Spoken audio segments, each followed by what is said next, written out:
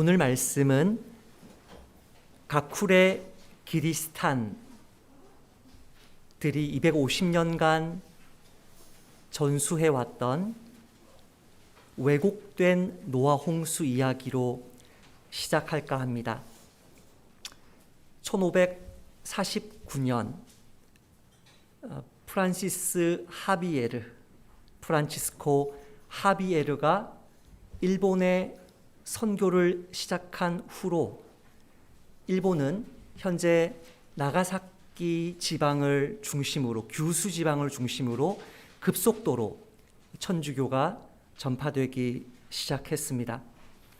풍신수길 토요토미 히데요시가 우리나라에, 조선에 임진왜란을 일으켰을 때가 1592년부터 98년까지 7년간입니다.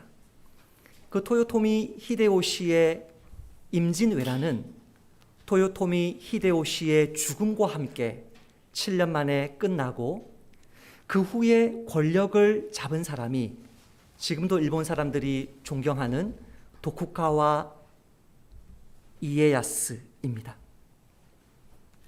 도쿠가와 이에야스는 처음으로 에도 막부 시대를 열고 메이지 유신이 1860년입니까? 메이지 유신이 시작될 때까지 1868년이네요.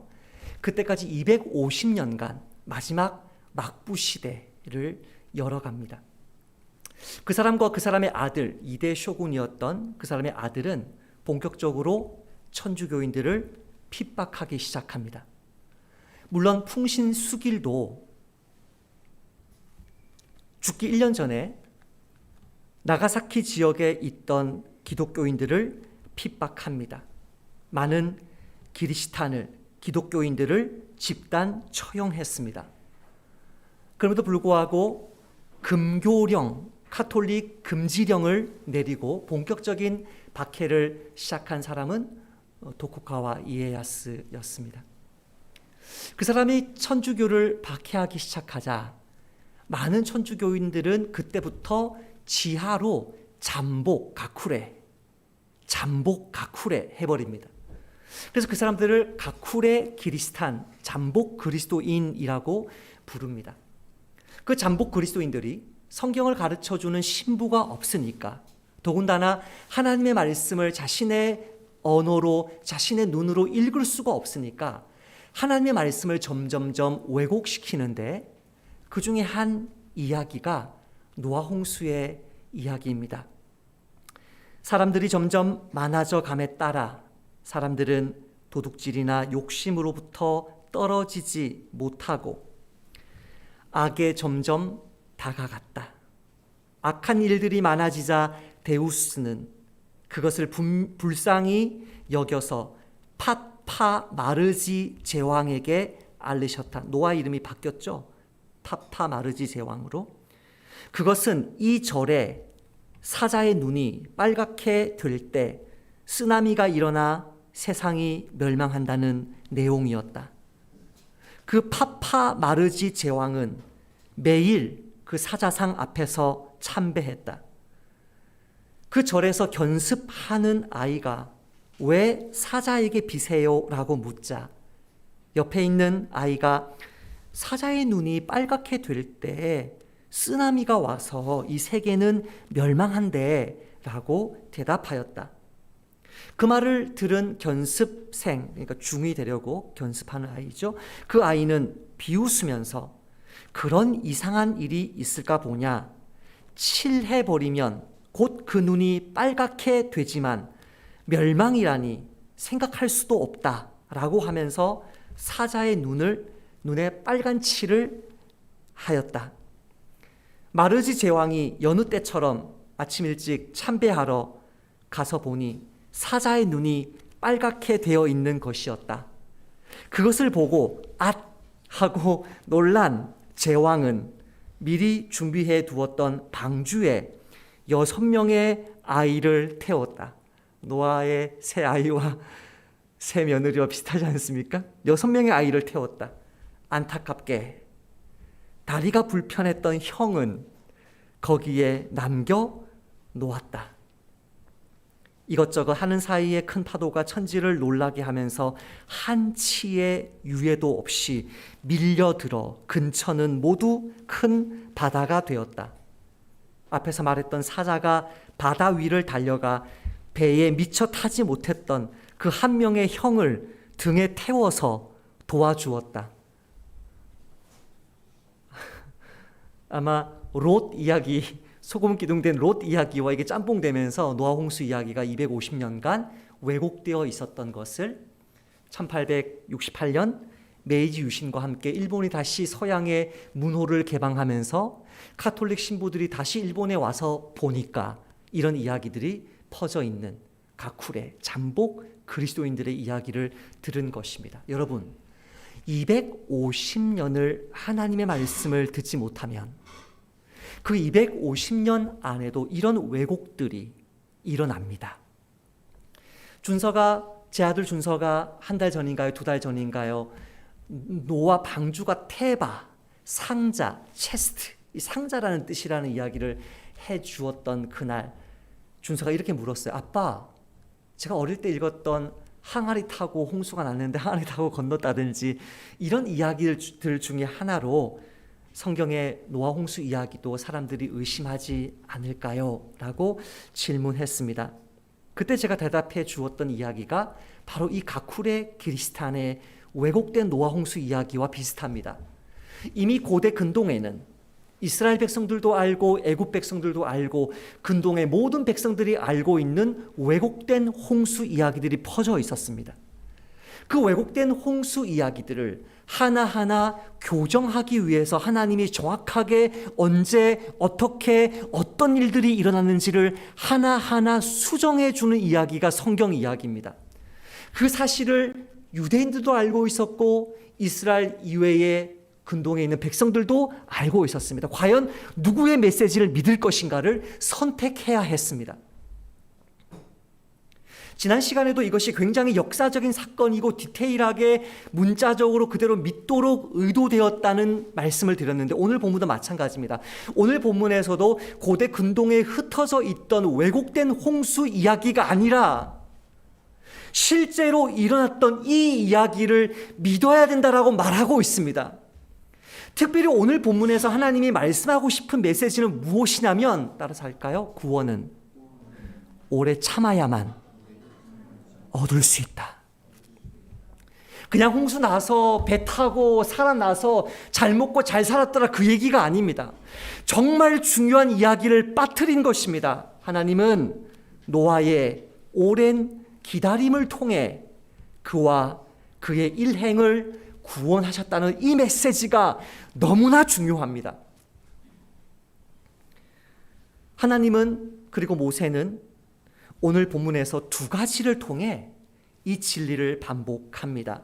첫 번째는 하나님의 구원 방식을 오래 기다리게 한 후에 구원해 주시는 그 하나님의 구원 방식을 하나님이 노아를 위해서 어떻게 행하셨는가를 통해서 먼저 한번 이야기하고, 두 번째로 그 하나님의 오랜 기다림을 통해서 구원을 얻게 하는 그 하나님의 구원 방식을 6절부터 14절까지는 노아가 일하는 방식을 통해서 그 진리를 다시 반복합니다.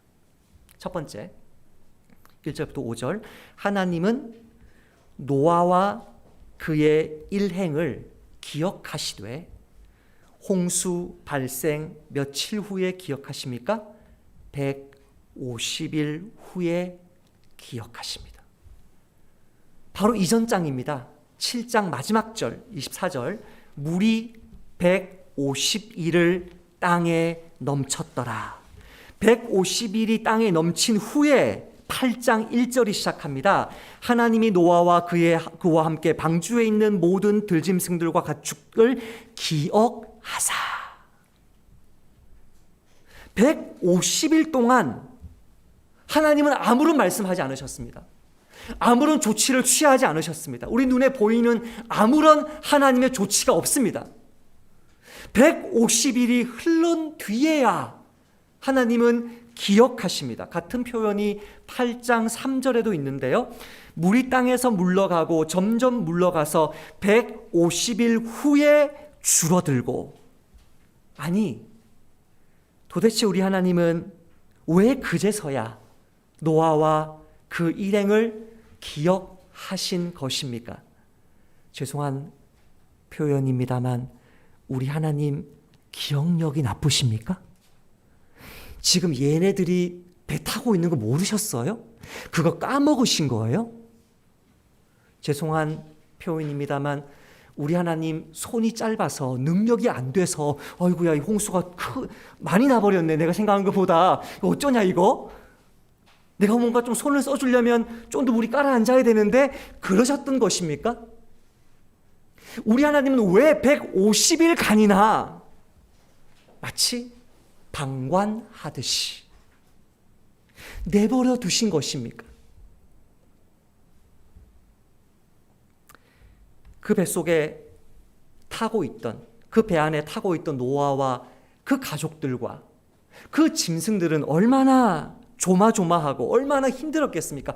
우리야 결론을 알죠. 9장의 결론을 알아요. 8장 하반절의 결론을 알아요. 아, 잘 나왔다더라. 그 이야기를 다 알고 있어요. 실제로 그 상황에 처음 처한 그 사람들이 느끼는 150일이라는 것은 우리가 생각하는 150일 숫자가 아닙니다. 하루하루가 죽음과 생존에 이게 마치 조울증 환자처럼 하루하루가 얼마나 조마조마하고 얼마나 궁금하고 때로는 두렵고 때로는 절망적이고 우리 아빠 하나님 말씀 제대로 들은 거 맞아? 당신 하나님 그렇게 말씀하신 거 맞아요? 노아는 얼마나 바가지를 끓일 수도 있는 얼마나 그 150일의 시간이 이들에게는 암흑과 같은 시간이었을까? 왜 하나님은 이만큼의 시간이나 기다리게 하신 것일까? 하나님이 무능해서는 절대 아닐 것입니다. 하나님이 망각하신 것도 절대 아닐 것입니다. 하나님은 우리가 다 이해하든 못하든 상관없이 그렇게 오랜 시간을 기다리게 하는 것이 그 오랜 기다림을 통해 저와 여러분의 구원을 완성하는 것이 우리 모두에게 유익하다는 사실을 아셨습니다. 몇 가지 예를 들어 보십시다.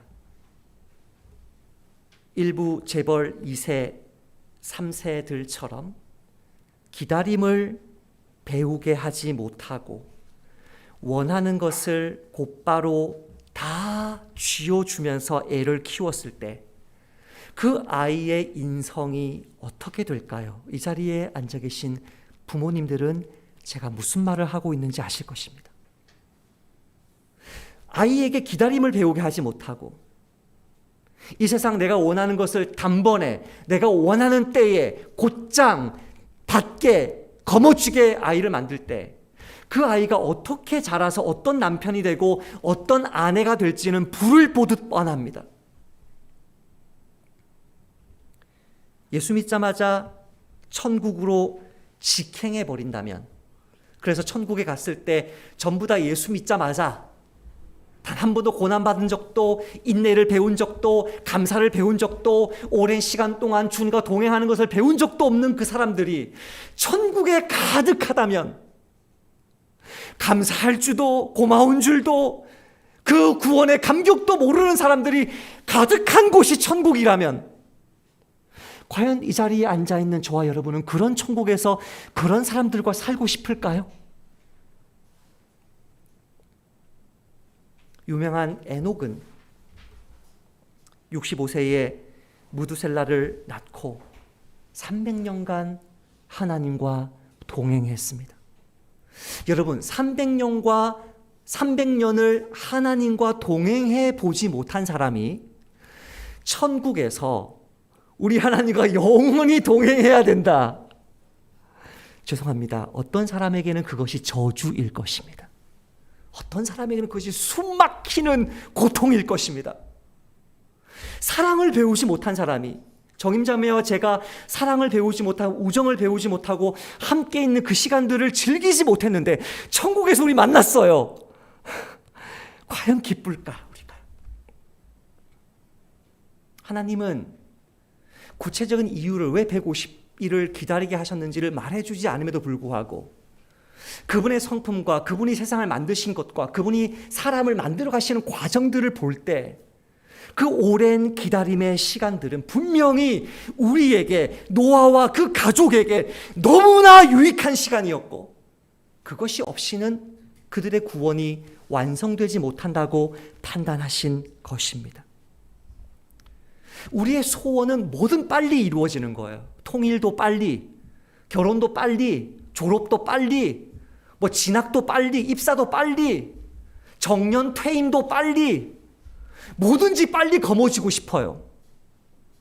하지만 하나님의 뜻은 그것을 주셨을 때, 그것이 졸업이든 통일이든 정년 퇴임이든 결혼이든 무엇이든 그것을 주었을 때 그 선물을 제대로 누릴 수 있는 사람으로 우리를 빚어가시는 것이 하나님의 목적이에요. 우리의 소원은 거머쥐는 게 있어요. 하나님의 소원은 우리를 만드는 데 있어요. 노아 언약에서 보여주신 하나님의 이런 오래 기다리게 하심은 아브라함 언약에서도 그대로 반복됩니다. 하나님은 아브라함과 언약을 맺으시며 이렇게 말씀하셨습니다. 여호와께서 아브라함에게 이르시되 너는 반드시 알라. 이거 모르면 안 돼요. 여러분 신앙생활 할 때 반드시 알라. 너는 내 자손이 이방에서 객이 되어 그들을 섬기겠고 그들은 400년 동안 내 자손을 괴롭히리니 그들이 섬기는 나라를 내가 징벌할지며 그 후에, 그 400년 후에라는 말씀이죠. 그 후에 내 자손이 큰 재물을 이끌고 나오리라. 그 큰 재물은 이스라엘 백성들이 하나님의 언약궤, 성막을 만드는 데 필수 재료였습니다. 그 큰 재물은 이스라엘 백성들이 가나안 땅에 정착하여서 나라로 번성하기 위한 필수적인 것들이었습니다. 그 큰 재물에 포함되어 있는 그 어마어마한 인구 없이 과연 아브라함과 그 몇백 명의 소수의 사람들이 그 가나안 땅을 다스릴 수 있었다고 생각하십니까? 아니요. 하나님은 당신이 주고 싶은 그 구원을 그 사람이 받아 누릴 수 있는 사람으로 만들어 가시는 데 목적이 있고 그게 400년이었습니다. 약속의 땅을 곧바로 주신 게 아닙니다. 400년을 애굽에서 종살이해야 했습니다. 하나님이 구원하실 능력이 없어서가 아닙니다. 그 오랜 기다림이 그들이 가나안 땅을 제대로 받아 누릴 수 있는 가장 적합한 길이었기 때문에 하나님은 400년이라는 시간을 기다리게 하십니다. 그 400년의 시간이 지나자 어떤 변화가 생깁니까? 출애굽기는 이렇게 증거합니다. 이스라엘 자손은 생육하고 불어나 번성하고 매우 강하여 온 땅에 가득하게 되었더라. 그렇게 막강한 머릿수와 그런 문화와 그런 혈족의 끈끈한 관계를 맺고 있는 그들이 핍박을 받고 고된 고난 속에서 강제 노동 속에서 어려움 속에서 하나님께 부르짖습니다. 그 부르짖음을 들었을 때 하나님 뭐 합니까? 아브라함과 이삭과 야곱과 맺은 언약을 뭐 하사? 기억하사. 곧바로 하나님 뭐 해요? 미디안에 있는 모세를 불러요. 그 모세를 통해 이스라엘 백성들을 애굽에서 나오게 해요. 홍해가 앞을 가로막고 있는 그 순간에도 강한 큰 동풍을 불어 그 바다를 말려버리세요. 그 바다는 어떤 바다였어요? 지난주에 말씀드렸듯이 바로의 군대를 물에 빠뜨린 창세기 1장 2절의 깊음의 바다를 바람으로 말려버리세요.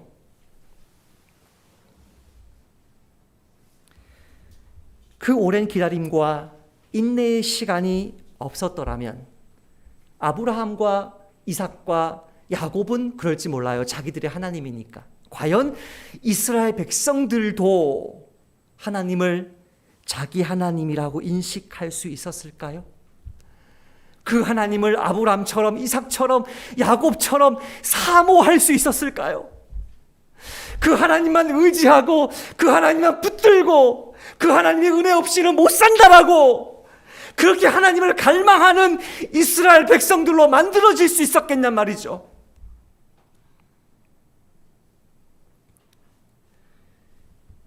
스탠리 그랜츠라는 신학자는 아주 조심스럽게 이렇게 말합니다. 하나님의 행동과 우리의 의존성 사이에는 밀접한 관계가 있다. 하나님은 우리가 우리 힘만으로는 할 수 없다는 사실을 깨닫게 될 때까지 행동하지 않으실 때가 많다. 우리가 우리 힘으로 주어진 환경을 다룰 수 있다고 생각하는 한 하나님은 그저 옆으로 비켜서 계신다. 우리의 능력만으로는 인생을 감당할 수 없다는 사실을 우리가 인정하게 될 때까지 하나님은 우리 삶의 현장 속에 개입하지 않으신다. 바로 이것 때문에 150일의 시간이, 바로 이것 때문에 400년의 시간이 요구되는 것입니다. 신구약 성경 어디를 살펴보십시오. 모든 언약을 다 뒤져보십시오. 기다림 없는 구원은 없습니다.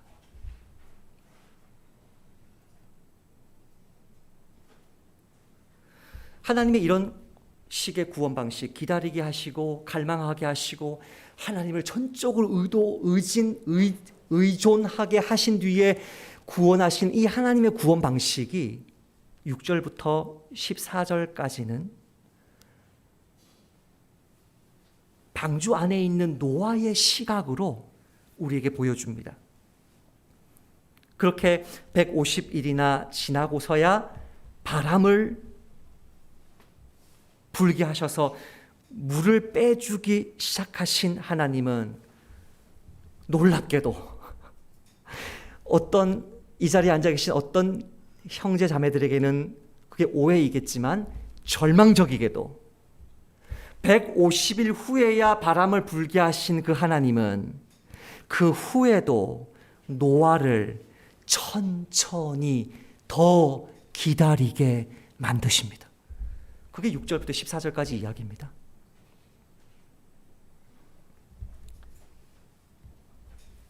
이거를 묘사하려고요. 1절부터 5절까지는 분명히 주인공이 하나님이셨거든요. 사실 노아 홍수 전반적으로 처음부터 끝까지 전부 다 주인공은 하나님이심에도 불구하고 6절과 14절만 딱 보면 철저하게 노아가 주인공 같아요. 하나님은 엑스트라로 만들어요. 하나님은 배경으로 만들어요. 이 노아 홍수의 사건의 배경으로 밀어내고, 죄송한 표현이지만 노아를 주인공으로 내세워서 방주 안에의 모습을, 카메라 앵글을 하나하나 비춰주는 것 같아요. 우리는 오해하지 않아요. 하나님이 주인공이세요. 역사의 주관자세요. 노아를 방주에 태워주신 분도 하나님, 그를 보호하신 분도 하나님, 그를 나오게 하신 분도 하나님, 정말 하나님이세요. 그런데 하나님은 우리에게 지금 잘 보라는 거예요. 일부러 15절에 이르기까지 일부러 하나님은 한마디 말씀 안 하세요. 이상하지 않아요? 정화자매? 우리 하나님이 노아에게 얼마나 디테일하게 배 짓는 것, 얼마나 디테일하게 말씀해 주셨을까요? 성경에 다 기록해 놓지는 않았어요. 그게 관심 가지지 말라고. 근데 몇 가지만 대충 했는데도 설계 도면을 다 주세요. 마치 성막에 대해서, 언약궤에 대해서 모세에게 디테일하게 말씀하시듯이 하나하나 말씀해 주신 그 하나님이 15절입니까? 16절입니까? 하나님이 15절부터네요. 말씀하면서 얼마나 구체적으로 노아야 됐다, 홍수 끝났다, 나와라, 이 정도가 아니에요. 디테일하게 하나하나 말씀해 주시면서 나오라 그래요. 우리 하나님 얼마나 섬세한 분이신데요. 얼마나 자상한 아버지신데요. 이런 하나님이 왜 6절부터 14절은 침묵, 성령의 그리고 모세의 성경 기록의 카메라 앵글도 못 비추게, 그 안에만 비추게.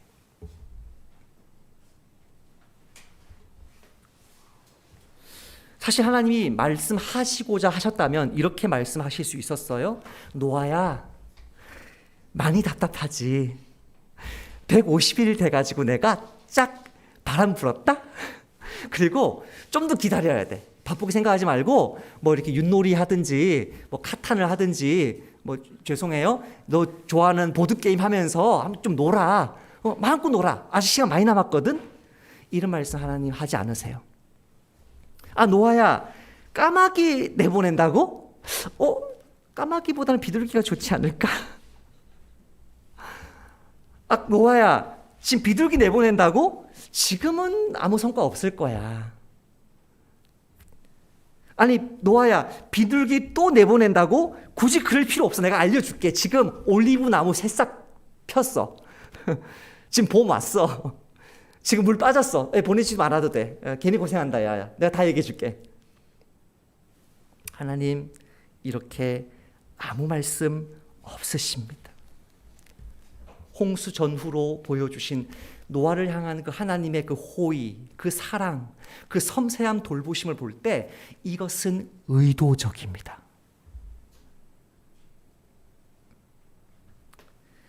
하나님은 노아가 더 많은 시간을 기다리고 또 간절히 기다릴수록 의지적으로 그를 홀로 두고 있다는 느낌을 줍니다. 그렇게 함으로써 노아가 하나님의 구원을 더욱 애타게, 간절히 사모하게 만드시는 것입니다. 그 150일 후에 노아가 얼마나 더 기다리는지를 제가 주보에 있는 본문에는 줄을 쳐놨어요. 노아는 얼마를 더 기다립니까? 물 빠진 뒤에 40일 더 기다립니다. 일주일과 또 일주일, 한 달 또 한 달을 기다려서 마침내 땅이 말랐음을, 하나님이 정말 그들을 사망의 물에서 건져 주셨음을 감격하게 따라서 합시다. 기다림 없는 감격은 없다. 11절 읽습니다. 11절 읽을 때는 개역 성경에서 빠뜨린 구절을 집어넣어 놓은 주보에 있는 버전으로 읽어보겠습니다. 시작. 저녁 때에 비둘기가 그에게로 돌아왔는데 보라, 그 입에 감람나무 새 잎사귀가 있는지라. 이에 노아가 땅에 물이 줄어든 줄을 알았으며. 13절 역시 보라를 집어넣어서 읽겠습니다. 시작. 601년 첫째 달 곧 그 달 초하룻 날에 땅 위에서 물이 거친지라. 노아가 방주 뚜껑을 제치고 본즉 보라, 지면에서 물이 거쳤더니. 여러분, 그 방주에서 노아가 총 며칠을 있은 줄 아세요? 어느 정도 시간을 있은 줄 아세요? 노아가? 얼마 있었을 것 같아요? 네, 뒤에 있는 모 경찰분이 소리쳐 주셨어요. 창세기 7장 10절 11절 보시면 7일 후에 홍수가 땅에 덮이니 노아가 600세 되던 해의 둘째 달. 언제 땅이 말랐습니까? 8장 13절 14절에 601년 첫째 달에 물이 거치고 둘째 달에 땅이 마릅니다. 정확하게 몇 년? 1년. 최소한 1년. 왜 1년하고도 뭐 일주일 더 붙일 수 있냐면 그 1년을 지나고 나서 노아가 당장 나옵니까? 나오지 않습니다. 하나님이 나오라고 말씀하실 때까지 기다립니다. 그 오랜 기다림 속에 올리브 새싹을 물고 온 비둘기를 보았을 때, 땅이 마른 사실을 보았을 때 그 방주 안에 있던 사람들의 그 환호성 느껴지세요? 와, 말랐다. 하나님 약속 지켰다. 하나님 믿기를 잘했다. 우리 하나님 좋은 하나님. 그 환호성이 느껴지단 말이죠. 노아는 꼬박 1년을 다 채워가면서 방주 안에 머물러 있었고 그 후에도 하나님이 나오라고 말씀하실 그때까지 더 기다립니다. 본문의 메시지는 너무나 명확합니다. 하나님의 구원은 누구의 것입니까? 하나님만 바라며 끝까지 참고 기다리는 자의 것입니다. 이 기다림 없이, 이 인내 없이, 예수님 안에 머물러 있음 없이 구원이 있다라고 말하는 종교가 있습니까? 그것은 기독교가 아닙니다. 야고보 사도는 신학시대의 예수 안에서 새 언약을 맺은 우리에게도 이 기다림이 필수적임을 이렇게 말합니다. 그러므로 형제들아, 주께서 강림하시기까지 길이 참으라. 보라, 농부가 땅에서 나는 귀한 열매를 바라고 길이 참아 이른 비와 늦은 비를 기다리나니 너희도 길이 참고 마음을 굳건하게 하라. 주의 강림이 가까우니라.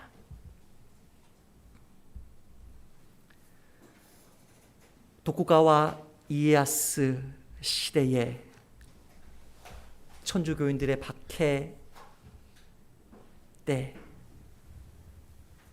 그 짧은 시간을 기다리지 못해 배교했던 한 신부의 역사적 인물, 그 생애를 나눔으로써 말씀을 맺겠습니다. 크리스토반 페레이라의 5시간과 예수 그리스도의 6시간이라는 이번 주에 제가 침묵이라는 소설을 다시 읽으면서 그 책 여백에다가 썼던 구절이었습니다. 그런데 우연찮게 마가복음 15장, 16장을 묵상하는 순서였기 때문에 이번 주에 다시 한번 예수님의 죽으심에서 예수님이 얼마나 인내하셨는지를 보게 되었습니다. 크리스토반 페레이라는 1580년 포르투갈 지브레이아에서 출생했습니다. 그의 나이 16세에 예수회에 입회했고 23세에는 1603년 23세에는 마카오에 있던 포르투갈 식민지였던 마카오에 있는 신학교에서 신학을 공부하는 학생이었습니다.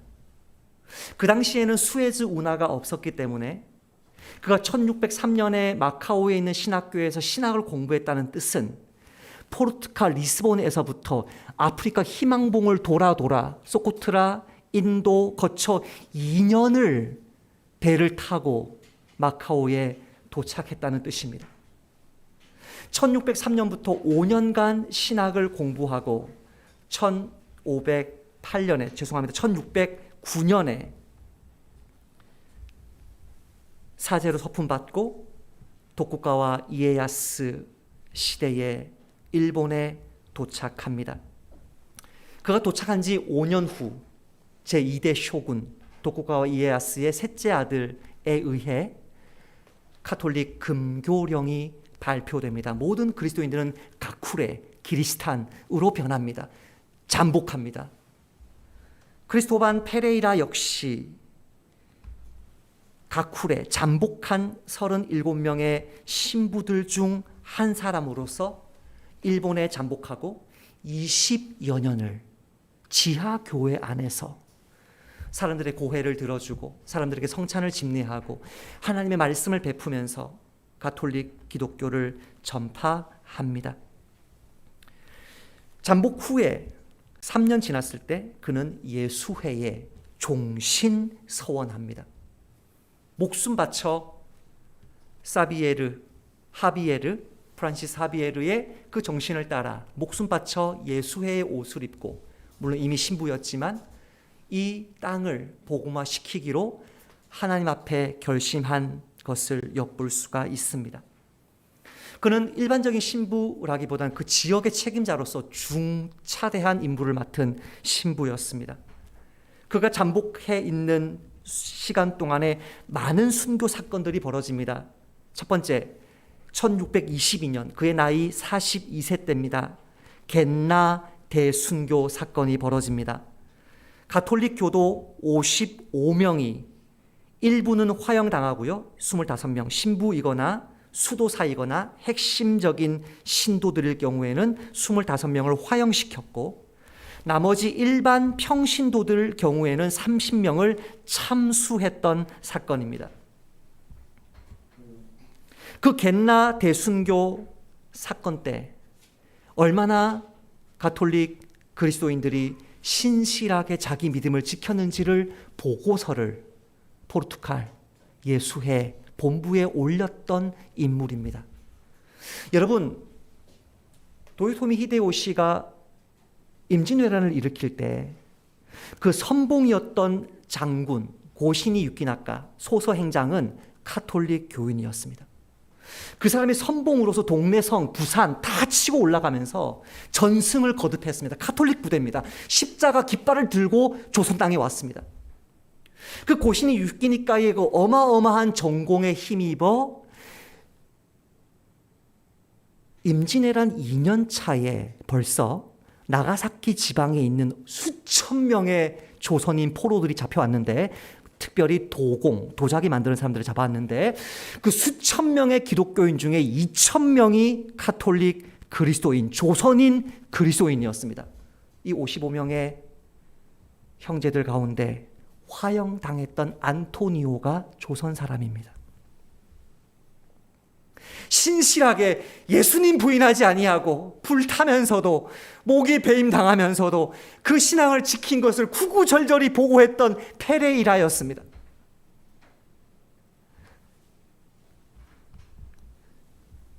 그의 나이 51세 때 1631년, 지금도 운젠 지옥이라고 일본의 유명한 이 온천 지역입니다. 관광지면서 성지입니다.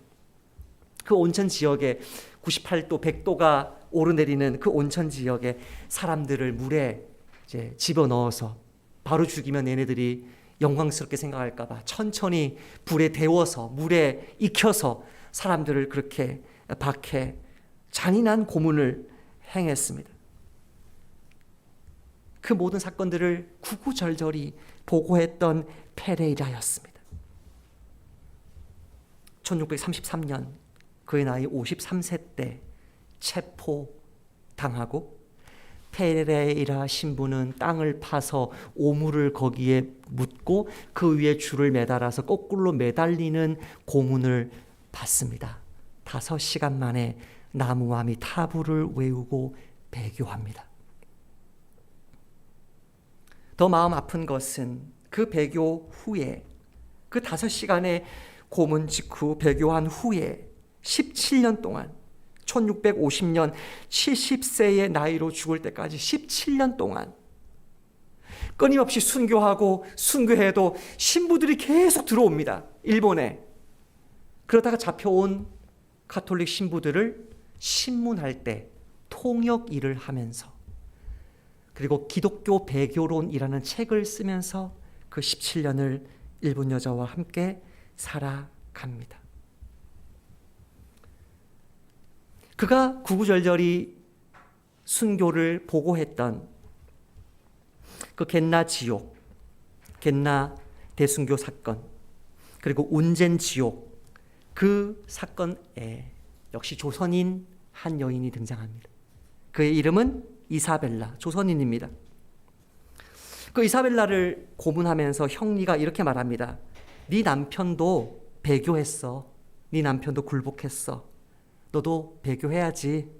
이사벨라가 이렇게 대답합니다. 나는 하늘의 영원한 남편을 가지고 있습니다. 그러므로 구원의 일은 이 세상의 남편을 따를 리가 없습니다. 목에 큰 돌을 이렇게 눌러서 열탕에 머리를 집어넣게 하는 고문을 가하면서, 야, 너 이 돌 떨어뜨리면, 돌이 지금 열탕으로 사람을 누르니까요, 이 돌 떨어지면 너 배교한 거다, 형리가 말하자. 이렇게 말합니다. 아닙니다. 돌이 머리에서 떨어지지 않게 하는 것은 나의 힘으로는 할 수 없는 일이므로 돌이 떨어지더라도 나의 마음은 변한 것이 아닙니다. 세 번째 날에, 이게 하루하루 3일 연속 고민을 하는데요. 세 번째 날에 우리들은 10년, 20년이라도 계속해서 너희들을 고문할 거다. 이사벨라, 조선인 이사벨라 자매가 이렇게 말합니다. 10년, 20년은 잠깐 사이. 만약 100년이라도 이 고통을 참으며 이 세월을 행복하게 생각할 것입니다. 이 사람이 포로되었을 때를 생각해 보세요. 조선에서 잡혀왔을 때를 생각해 보세요. 얼마나 많은 욕을 당하며 그 죽음의 위기와 고난 속에, 모멸감 속에 비록 구교이지만 예수님을 만나게 되었을 때에 이 자매의 기쁨과 행복을 생각해 보십시오. 그 예수님을 부인하라는 말에 끝까지 부인하지 않았습니다. 우리 주 예수님은 온몸에 피가 다 빠질 정도로 채찍질 당하시고 나서 6시간 동안 십자가에 매달리십니다. 그 6시간 동안 수많은 비난과 조롱을 당하면서 십자가에서 내려오라고 사람들이 조롱하며 너의 능력을 증명해 볼 것을 요구합니다. 하나님은 내려오지 않으십니다. 가로되 하나 제대로 지고 가실 수 없어 요셉이 대신 짊어져줘야 할 만큼 채찍질 당하신 후에 6시간이나 십자가에 매달려 계시다가 숨진 분이 우리 주 예수님이십니다. 예수님은 끝까지 참으시며 하나님께 자신을 의탁하셨습니다. 조선인 안토니오처럼, 조선인 이사벨라 자매처럼 저와 여러분도 매일의 일상 속에, 우리 가정과 직장과 교회와 매일의 일상 속에서 끝까지 하나님과 동행하며 참고 또 인내하는 삶을 사시기를 축복합니다. 그래서 우리의 마지막이, 그것이 순교의 자리가 되든 일상의 자리가 되든 우리의 마지막 그 순간까지 우리 주 예수님의 구원을 바라고 소망하며 예수님의 그 구원의 능력을 증언하는 나그네 교회 되시기를 주님의 이름으로 축복합니다. 하나님 감사합니다. 기다림 없이, 참음 없이, 인내 없이 구원받는 사람이 신약에도 구약에도 한 명도 없음을 다시 한번 우리 마음에 새깁니다. 끝까지 참으시며 하나님께 자신을 의탁하신 주 예수님, 이 한 주도 반복된 일상, 지루한 매일의 삶, 도저히 해결되지 아니하는 너무나 힘든 고난 앞에서도 끝까지 배교하지 아니하고 내 신앙 부인하지 아니하고 하나님의 구원을 기다리고 또 기다리는 나그네 교회로 승리하게 하옵소서. 예수님의 이름으로 기도합니다.